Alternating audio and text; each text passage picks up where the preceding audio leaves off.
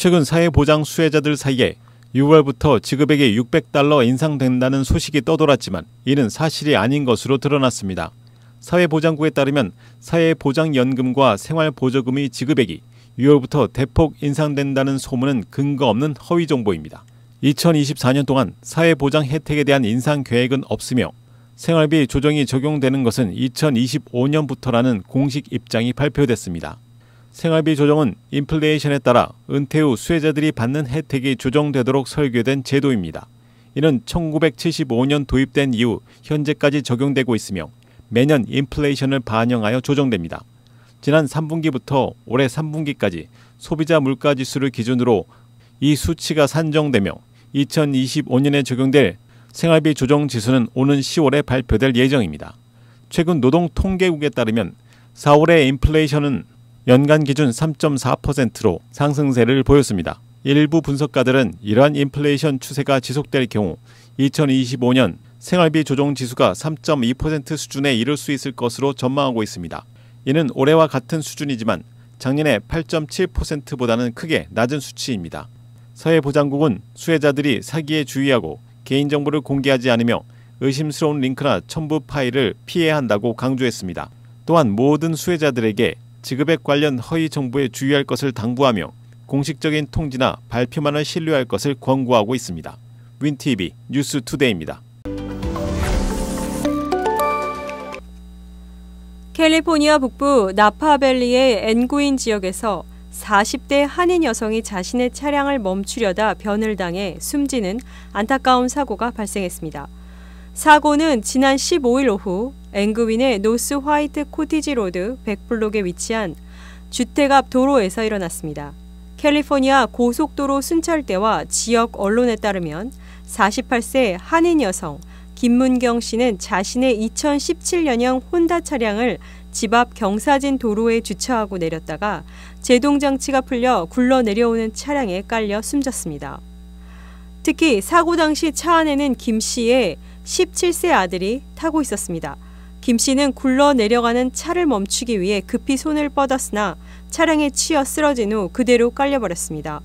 이를 목격한 아들은 급히 차를 멈추려고 시도했으나 차량은 경사로를 따라 굴러 내려가다가 결국 진입로 끝에 있는 나무를 들이받고서야 멈춰섰습니다. 아들은 즉시 911에 신고했으며 사고 직후인 오후 5시 45분경 구조대가 현장에 도착해 응급처치를 시도했으나 김 씨는 현장에서 사망했습니다. 캘리포니아 고속도로 순찰대는 이번 사고가 알코올이나 약물과 관련된 것은 아니라고 밝혔으며 정확한 사고 원인을 조사 중이라고 전했습니다. 현재 김 씨의 가족과 지역사회는 갑작스러운 사고로 인한 충격과 슬픔에 빠져 있습니다. 윈TV 뉴스투데이입니다. 조 바이든 대통령이 미국 시민권자와 결혼한 불법 체류자에게 합법적으로 미국에 체류할 수 있는 구제 조치를 발표할 예정이라고 미 일간 뉴욕타임즈가 17일 보도했습니다. 바이든 대통령은 18일 백악관에서 버락 오바마 대통령 시절 시행된 불법 체류 청년 추방유예 다카 제도 12주년을 기념하면서 이 조치를 상세히 설명할 예정이라고 익명을 요구한 당국자들이 전했습니다. 이는 과거 군인 가족 등을 대상으로 시행된 임시 체류 신분 부여 정책과 같은 것으로 알려졌습니다. 이 조치가 시행되면 미 시민권자의 불법 체류 배우자들은 추방당하지 않고 취업 허가를 받는 한편 시민권 취득 기회를 얻게 됩니다. 이를 통해 최대 50만 명 정도가 혜택을 받을 수 있다고 당국자들은 설명했습니다. 이른바 그린카드를 소유한 미국 시민권자와 결혼하면 시민권을 취득할 길이 열리지만 애초에 비자를 받아 입국하지 않고 불법으로 남부 국경을 넘어온 사람들은 절차 완료를 위해 일단 본국으로 돌아가야 합니다. 이번 조치는 오바마 대통령의 다카 프로그램 시행 이후 불법 이민자를 구제하기 위해 미국 대통령이 취한 가장 포괄적인 단독 결정에 해당할 수 있다고 당국자들은 강조했습니다. 특히 이번 결정은 바이든 대통령이 대선을 앞둔 미국 유권자들이 민감하게 여기는 정치 쟁점인 이민자 문제에서 균형을 잡으려는 노력의 일환이라고 뉴욕타임즈는 짚었습니다. 남부 국경에서 더욱 강력한 통제를 원하는 대다수 유권자의 요구에 부응하려 최근 남부 국경에 사실상 빗장을 거는 행정명령에 서명한 바이든 대통령은 라틴계 유권자와 진보 진영의 민심 이반 조짐이 보이자 이번 조치를 기획했다는 것입니다. 민주당 해리 리드 전 상원 의원의 수석 보좌관 출신이자 비영리 진보단체 인디비저블의 마리 어바나 전무이사는 바이든 행정부가 하고 있는 일은 2012년 다카 프로그램으로 아동 입국자의 체류를 도운 이후 상식적인 이민 정책을 위한 가장 큰 뉴스가 될 수 있다고 환영했습니다. 반면 공화당은 이미 공세로 전환했습니다. 도널드 트럼프 전 대통령 시절 반이민 정책을 설계한 스티븐 밀러 전 백악관 선임 보좌관은 17일 소셜미디어에서 이번 조치는 민주주의에 대한 공격이라고 비난했습니다. 하지만 이민자 옹호단체인 미국 비즈니스 이민연합에 따르면 부부 중 한 명이 불법 체류자인 경우가 각각 10만 명 이상인 네바나, 아리조나, 조지아 등 경합주에서 이번 조치가 바이든 대통령에게 도움이 될 수 있다고 뉴욕타임즈는 분석했습니다. 윈TV 뉴스투데이입니다. 동영상 스트리밍의 거인 넷플릭스가 미국에서 대규모 체험형 매장을 2곳 오픈할 계획입니다. 이를 통해 팬들은 오징어 게임 같은 인기 작품을 현실에서 직접 경험할 수 있게 됩니다. 넷플릭스는 18일 넷플릭스의 인기 콘텐츠를 생동감 있게 체험할 수 있는 넷플릭스 하우스를 곧 개장한다며 이 공간은 팬들의 꿈을 현실로 만들어줄 것이라고 발표했습니다. 새로운 체험형 매장은 내년 텍사스주 댈러스의 갤러리아 댈러스와 펜실베니아주의 킹 오브 프러시아 쇼핑몰에 각각 약 9,290제곱미터의 규모로 들어섭니다. 넷플릭스 하우스에서는 한국 드라마 오징어 게임 속 유리다리를 건너는 게임을 비롯해 브리저튼, 기묘한 이야기 등의 인기 시리즈를 테마로 한 체험을 연중 내내 즐길 수 있습니다.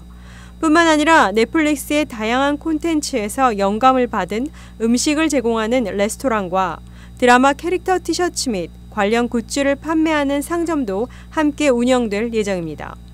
넷플릭스는 이미 말레이시아 쿠알라룸푸, 캐나다 토론토, 브라질 상파울루 등 여러 나라에서 자사의 인기 콘텐츠를 기반으로 한 체험형 이벤트 공간을 성공적으로 운영해왔습니다.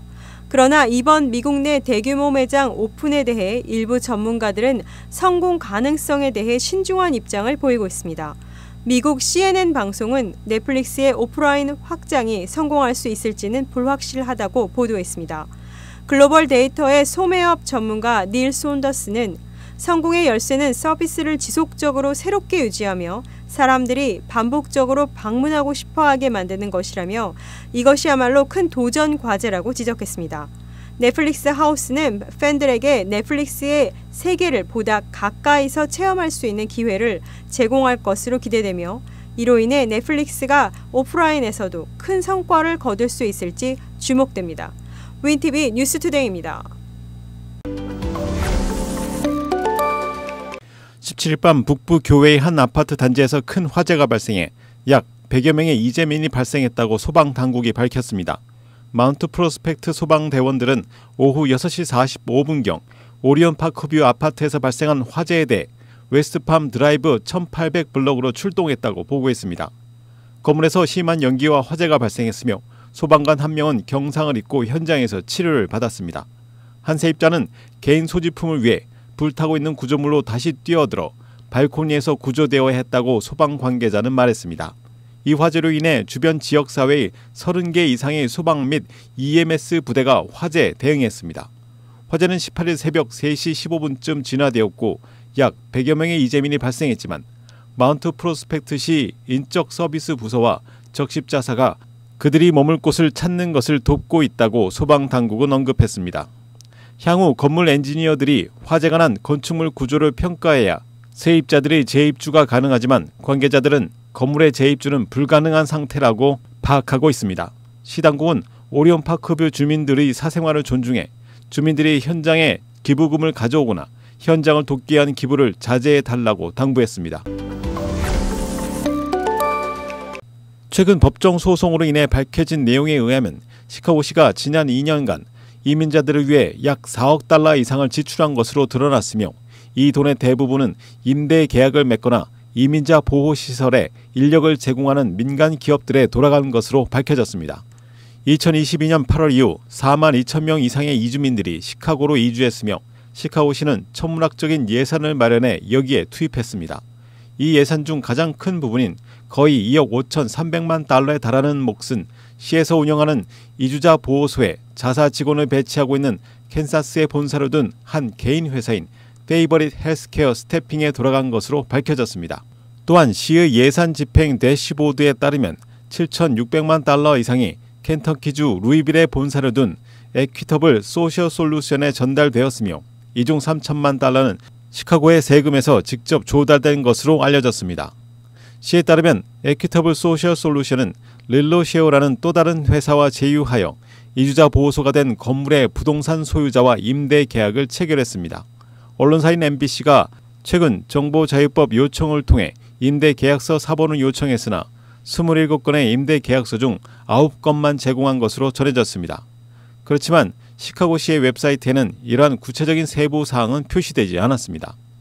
도시 이민자 예산 대시보드 어디에도 릴로쉐어나 이주자 쉼터와 관련된 임대 계약을 맺고 있는 부동산 소유자의 이름은 명기되지 않았고 임대 계약 자체도 게시되어 있지 않았습니다.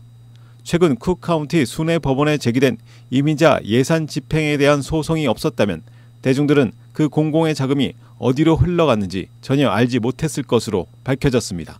윈TV 뉴스투데이입니다.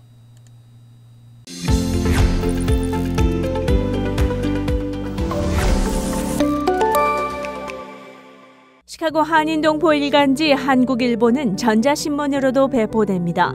시카고 한국일보 무료 신문은 가까운 한인식당이나 마켓에서 볼 수 있습니다.